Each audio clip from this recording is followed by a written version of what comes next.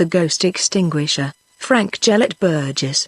My attention was first called to the possibility of manufacturing a practicable ghost extinguisher by a real estate agent in San Francisco. "There's one thing," he said, "that affects city property here in a curious way. You know, we have a good many murders, and, as a consequence, certain houses attain a very sensational and undesirable reputation. These houses it is almost impossible to let. You can scarcely get a decent family to occupy them rent-free. Then we have a great many places said to be haunted. These were dead timber on my hands until I happened to notice that the Japanese have no objections to spooks. Now, whenever I have such a building to rent, I let it to Japs at a nominal figure, and after they've taken the curse off, I raise the rent, the Japs move out, the place is renovated, and in the market again." The subject interested me, for I am not only a scientist, but a speculative philosopher as well. The investigation of those phenomena that lie upon the threshold of the great unknown has always been my favorite field of research. I believed, even then, that the Oriental mind, working along different lines than those which we pursue, has attained knowledge that we know little of. Thinking, therefore, that these Japs might have some secret inherited from their misty past, I examined into the matter. I shall not trouble you with a narration of the incidents which led up to my acquaintance with Hokuyamanaki. Suffice it to say that I found in him a friend who was willing to share with me his whole lore of quasi-science. I call it this advisedly, for science, as we Occidentals use the term, has to do only with the laws of matter and sensation. Our scientific men, in fact, recognize the existence of nothing else. The Buddhistic philosophy, however, goes further. According to its theories, the soul is sevenfold, consisting of different shells or envelopes, something like an onion, which are shed as life passes from the material to the spiritual state. The first, or lowest, of these is the corporeal body, which, after death, decays and perishes. Next comes the vital principle, which, departing from the body, dissipates itself like an odor, and is lost. Less gross than this is the astral body, which, although immaterial, yet lies near to the consistency of matter. This astral shape, released from the body at death, remains for a while in its earthly environment, still preserving more or less definitely the imprint of the form which it inhabited. It is this relic of a past material personality, this outworn shell, that appears, when galvanized into an appearance of life, partly materialized, as a ghost. It is not the soul that returns, for the soul, which is immortal, is composed of the four higher spiritual essences that surround the ego, and are carried on into the next life. These astral bodies, therefore, fail to terrify the Buddhists, who know them only as shadows, with no real volition.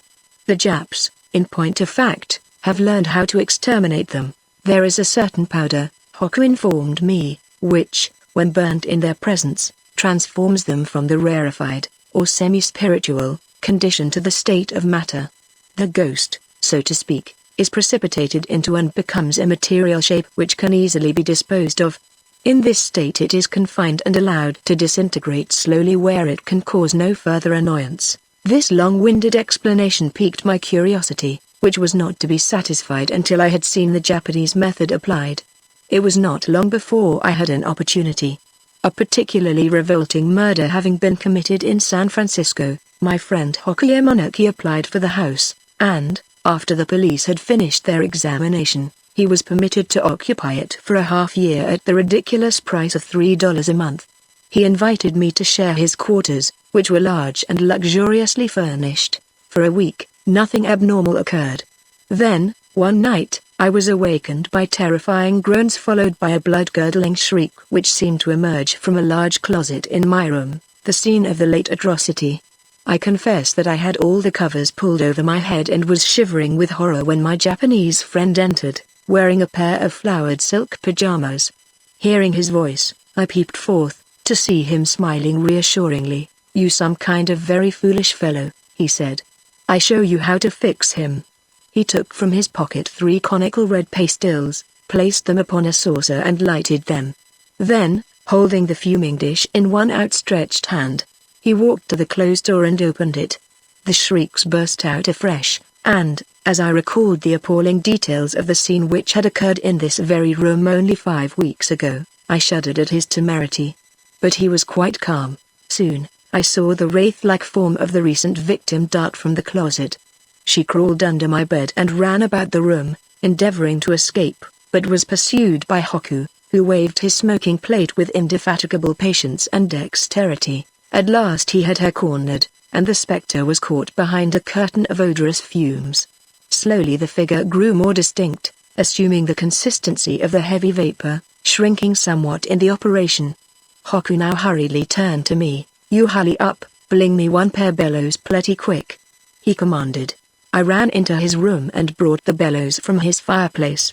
These he pressed flat, and then carefully inserting one toe of the ghost into the nozzle and opening the handles steadily, he sucked in a portion of the unfortunate woman's anatomy, and dexterously squirted the vapor into a large jar, which had been placed in the room for the purpose. 2 more operations were necessary to withdraw the phantom completely from the corner and empty it into the jar. At last the transfer was effected and the receptacle securely stoppered and sealed. In former Eo time, Hoku explained to me, old priests sucked ghost with mouth and spit him to inside a vase with a kilasi. Modern time method more better for stomach and epiglottis. How long will this ghost keep? I inquired. "Oh, about 400-500 years, maybe," was his reply. "Ghost now change from spirit to matter, and comes under legality of matter as usual science. What are you going to do with her?" I asked. "Send him to Buddhist temple in Japan. Old priest use him for high ceremony," was the answer. My next desire was to obtain some of Hoku Yamanaki's ghost powder and analyze it.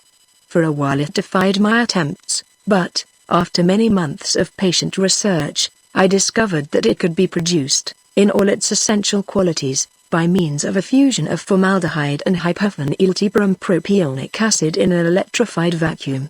With this product I began a series of interesting experiments. As it became necessary for me to discover the habitat of ghosts in considerable numbers, I joined the American Society for Psychical Research, thus securing desirable information in regard to haunted houses.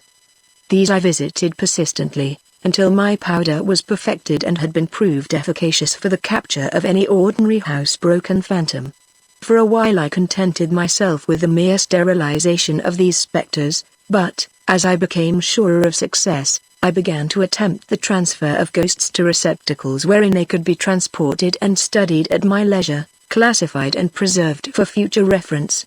Hoku's bellows I soon discarded in favor of a large-sized bicycle pump, and eventually I had constructed one of my own, of a pattern which enabled me to inhale an entire ghost at a single stroke. With this powerful instrument I was able to compress even an adult life-sized ghost into a 2-quart bottle, in the neck of which a sensitive valve, patented, prevented the spectre from emerging during process. My invention was not yet, however, quite satisfactory. While I had no trouble in securing ghosts of recent creation spirits, that is, who are yet of almost the consistency of matter, on several of my trips abroad in search of material I found in old manor houses or ruined castles many spectres so ancient that they had become highly rarefied and tenuous, being at times scarcely visible to the naked eye. Such elusive spirits are able to pass through walls and elude pursuit with ease. It became necessary for me to obtain some instrument by which their capture could be conveniently effected. The ordinary fire extinguisher of commerce gave me the hint as to how the problem could be solved. One of these portable hand instruments I filled with the proper chemicals. When inverted, the ingredients were commingled in vacuo and a vast volume of gas was liberated. This was collected in the reservoir provided with a rubber tube having a nozzle at the end. The whole apparatus being strapped upon my back, I was enabled to direct a stream of powerful precipitating gas in any desired direction, the flow being under control through the agency of a small stopcock. By means of this ghost extinguisher I was enabled to pursue my experiments as far as I desired. So far my investigations had been purely scientific, but before long the commercial value of my discovery began to interest me. The ruinous effects of spectral visitations upon real estate induced me to realize some pecuniary reward from my ghost extinguisher, and I began to advertise my business. By degrees, I became known as an expert in my original line, and my professional services were sought with as much confidence as those of a veterinary surgeon. I manufactured the gerish ghost extinguisher in several sizes, and put it on the market, following this venture with the introduction of my justly celebrated gerish ghost grenades. These hand implements were made to be kept in racks conveniently distributed in country houses for cases of sudden emergency.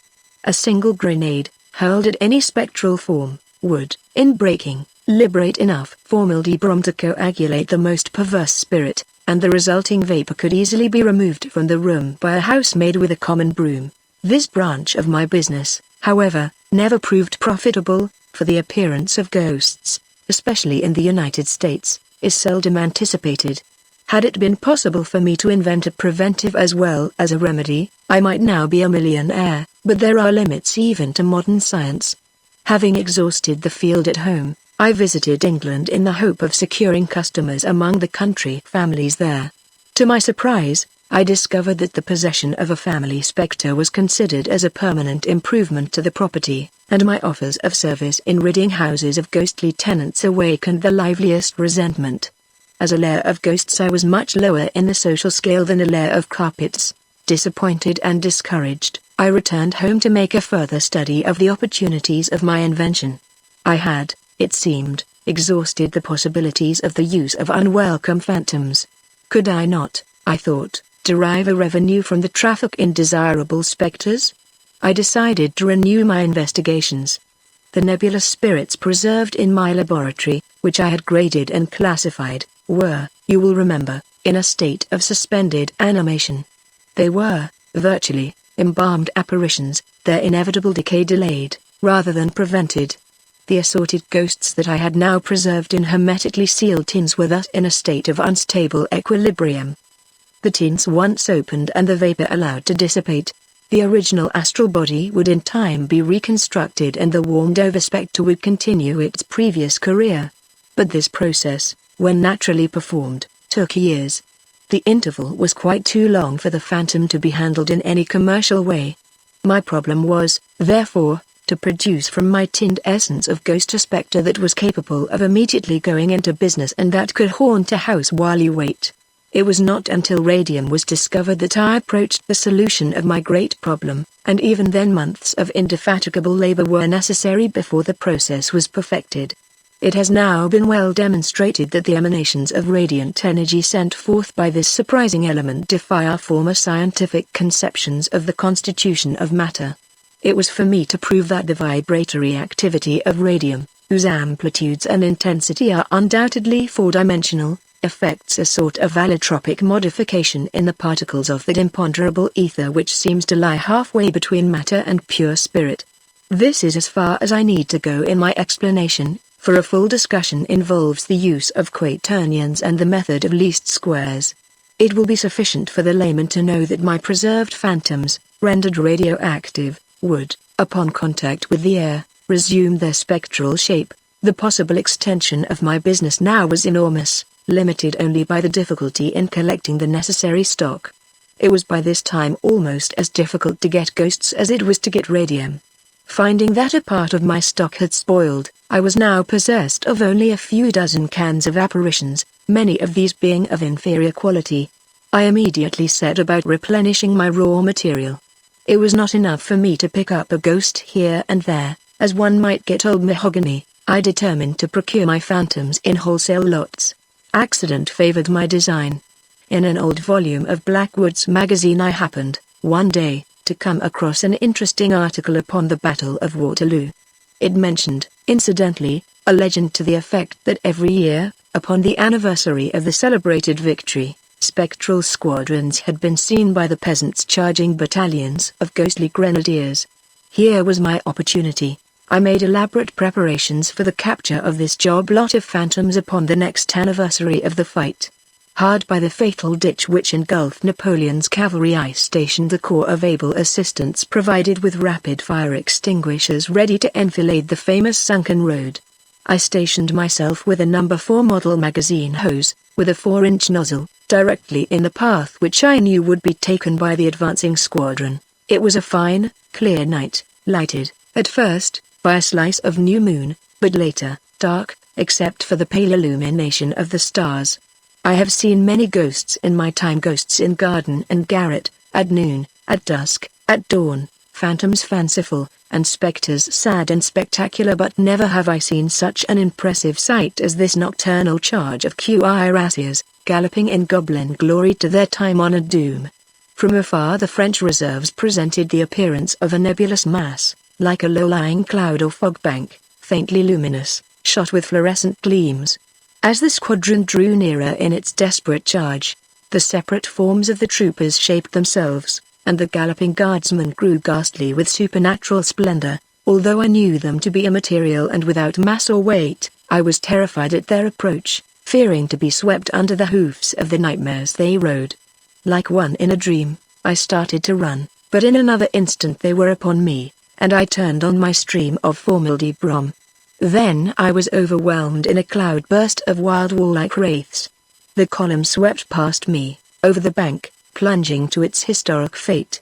The cut was piled full of frenzied, scrambling specters, as rank after rank swept down into the horrid gut. At last the ditch swarmed full of writhing forms and the carnage was dire. My assistants with the extinguishers stood firm, and although almost unnerved by the sight, they summoned their courage, and directed simultaneous streams of formaldybrom into the struggling mass of phantoms. As soon as my mind returned, I busied myself with the huge tanks I had prepared for use as receivers. These were fitted with a mechanism similar to that employed in portable forges, by which the heavy vapor was sucked off. Luckily the night was calm, and I was enabled to fill a dozen cylinders with the precipitated ghosts. The segregation of individual forms was, of course, impossible, so that men and horses were mingled in a horrible mixture of fricasseed spirits. I intended subsequently to empty the soup into a large reservoir and allow the separate specters to reform according to the laws of spiritual cohesion. Circumstances, however, prevented my ever accomplishing this result. I returned home, to find awaiting me an order so large and important that I had no time in which to operate upon my cylinders of cavalry. My patron was the proprietor of a new sanatorium for nervous invalids, located near some medicinal springs in the Catskills. His building was unfortunately located, having been built upon the site of a once famous summer hotel, which, while filled with guests, had burned to the ground, scores of lives having been lost. Just before the patients were to be installed in the new structure, it was found that the place was haunted by the victims of the conflagration to a degree that rendered it inconvenient as a health resort. My professional services were requested, therefore, to render the building a fitting abode for convalescents. I wrote to the proprietor, fixing my charge at $5,000. As my usual rate was $100 per ghost, and over 100 lives were lost at the fire, I considered this price reasonable, and my offer was accepted. The sanatorium job was finished in a week. I secured 102 superior spectral specimens, and upon my return to the laboratory, put them up in heavily embossed tins with attractive labels in colors. My delight at the outcome of this business was, however, soon transformed to anger and indignation. The proprietor of the health resort, having found that the specters from his place had been sold, claimed a rebate upon the contract price equal to the value of the modified ghosts transferred to my possession. This, of course, I could not allow. I wrote, demanding immediate payment according to our agreement, and this was peremptorily refused. The manager's letter was insulting in the extreme. The Pied Piper of Hamelin was not worse treated than I felt myself to be, so, like the Piper, I determined to have my revenge. I got out the 12 tanks of Waterloo ghost ash from the storerooms, and treated them with radium for 2 days. These I shipped to the Catskills billed as hydrogen gas. Then, accompanied by 2 trustworthy assistants, I went to the sanatorium and preferred my demand for payment in person. I was ejected with contumely. Before my hasty exit, however, I had the satisfaction of noticing that the building was filled with patients. Languid ladies were seated in wicker chairs upon the piazzas, and frail anemic girls filled the corridors. It was a hospital of nervous wrecks whom the slightest disturbance would throw into a panic. I suppressed all my finer feelings of mercy and kindness and smiled grimly as I walked back to the village. That night was black and lowering, fitting weather for the pandemonium I was about to turn loose. At 10 o'clock, I loaded a wagon with the tanks of compressed cohorts, and, muffled in heavy overcoats, we drove to the sanatorium. All was silent as we approached, all was dark. The wagon concealed in a grove of pines, we took out the tanks one by one, and placed them beneath the ground floor windows. The sashes were easily forced open, and raised enough to enable us to insert the rubber tubes connected with the iron reservoirs. At midnight everything was ready. I gave the word, and my assistants ran from tank to tank, opening the stopcocks. With the hisses of escaping steam the huge vessels emptied themselves, vomiting forth clouds of vapor, which, upon contact with the air, coagulated into strange shapes as the white of an egg does when dropped into boiling water. The rooms became instantly filled with dismembered shades of men and horses seeking wildly to unite themselves with their proper parts. Legs ran down the corridors, seeking their respective trunks, arms writhed wildly reaching for missing bodies, heads rolled hither and yon in search of native necks. Horses' tails and hoofs whisked and hurried in quest of equine ownership until, reorganized, the spectral steeds galloped about to find their riders. Had it been possible, I would have stopped this riot of wraiths long ere this, for it was more awful than I had anticipated, but it was already too late. Cowering in the garden, I began to hear the screams of awakened and distracted patients. In another moment, the front door of the hotel was burst open, and a mob of hysterical women in expensive nightgowns rushed out upon the lawn, and huddled in shrieking groups. I fled into the night. I fled, but Napoleon's men fled with me. Compelled by I know not what fatal astral attraction, perhaps the subtle affinity of the creature for the Creator, the spectral shells, moved by some mysterious mechanics of spiritual being, pursued me with fatuous fury. I sought refuge, first, in my laboratory, but, even as I approached, a lurid glare foretold me of its destruction. As I drew nearer, the whole ghost factory was seen to be in flames. Every moment crackling reports were heard, as the overheated tins of phantasmagoria exploded and threw their supernatural contents upon the night. These liberated ghosts joined the army of Napoleon's outraged warriors, and turned upon me. There was not enough formaldybrom in all the world to quench their fierce energy. There was no place in all the world safe for me from their visitation. No ghost extinguisher was powerful enough to lay the host of spirits that haunted me henceforth, and I had neither time nor money left with which to construct new Gatling quick-firing tanks. It is little comfort to me to know that 100 nervous invalids were completely restored to health by means of the terrific shock which I administered.